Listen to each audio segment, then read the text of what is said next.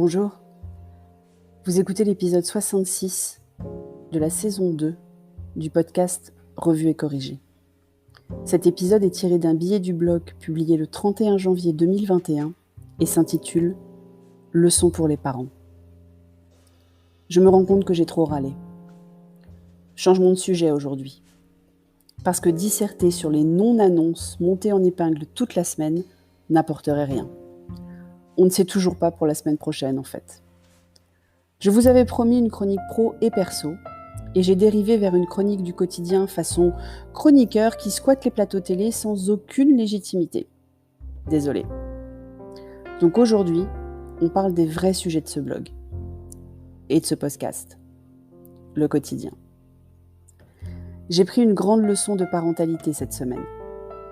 C'est complexe la parentalité, non ? Enfin, je trouve. Et quand tout part de la nostalgie, oui, je sais, j'en ai déjà parlé, mais je ne suis pas la seule, c'est une des grandes tendances de 2021. J'en ai même parlé dans ma newsletter, si ça t'intéresse. Côté nostalgie donc, on va parler de Star Wars. Et vous l'avez compris, côté parentalité, beaucoup de petits dômes aussi. Comme j'ai eu l'occasion de vous le dire, on a profité du confinement, le premier, l'original, le vrai, pour initier Petit Dom à pas mal de classiques en tout genre.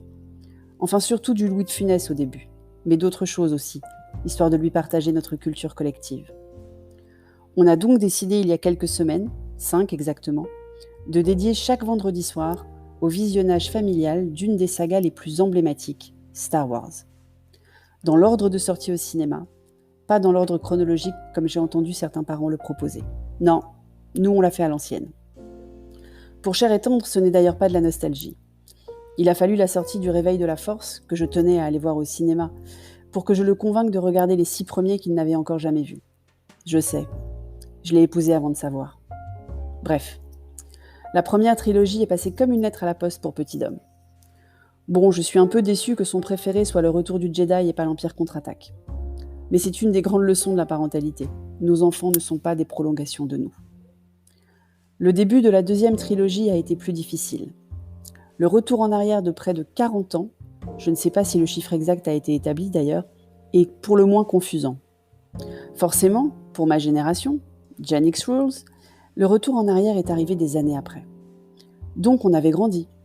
Le concept de flashback n'avait pas de secret pour nous. Le battage médiatique autour des sorties des films qui replaçaient les choses dans leur contexte précédait tout visionnage. Mais pour Petit Dom, tout était obscur. N'ayant pas été soumis aux articles incessants sur qui jouait quoi dans la nouvelle trilogie, il était un peu perdu. En plus, il a passé la première moitié du film à attendre l'arrivée de Luke Skywalker, et était particulièrement déçu quand il a enfin compris qu'il ne serait pas à l'écran cette fois-ci. J'ai pris une grande claque de parentalité, comme avec les tables de multiplication ou les conjugaisons. En fait, il y a tellement de choses qu'on sait, oui quand même, qu'il est compliqué de se projeter dans le cerveau de quelqu'un qui ne sait pas encore. Si j'ai trouvé des façons d'expliquer l'évidence sur les leçons de CM1, je n'avais pas pensé à préparer Petit Dom à ce qu'il attendait pour un film. J'ai même fait l'erreur 2 fois. Je n'ai pas préparé Petit Dom à l'attaque des clones. Il faut dire que c'est loin d'être mon préféré, et que je n'avais pas particulièrement envie de le revoir. Mais bon, il fallait bien les regarder dans l'ordre. Et là, on saute 10 ans en avant cette fois. Petit Dom n'aime pas les changements de période. Les séries pour enfants où personne ne grandit jamais y sont sans doute aussi pour quelque chose. La revanche des Sith n'a lieu que 3 ans après l'attaque des clones et les acteurs ne changent pas. Enfin, Anakin en l'occurrence. Donc ça va aider. Mais il va bien falloir que je le prépare pour le Réveil de la Force, 32 ans après, le Retour du Jedi. Des conseils ? Merci de m'avoir écouté. Si vous écoutez sur Apple, surtout laissez un commentaire avec vos 5 étoiles. Et sur toutes les plateformes de balado-diffusion, abonnez-vous et partagez. À bientôt.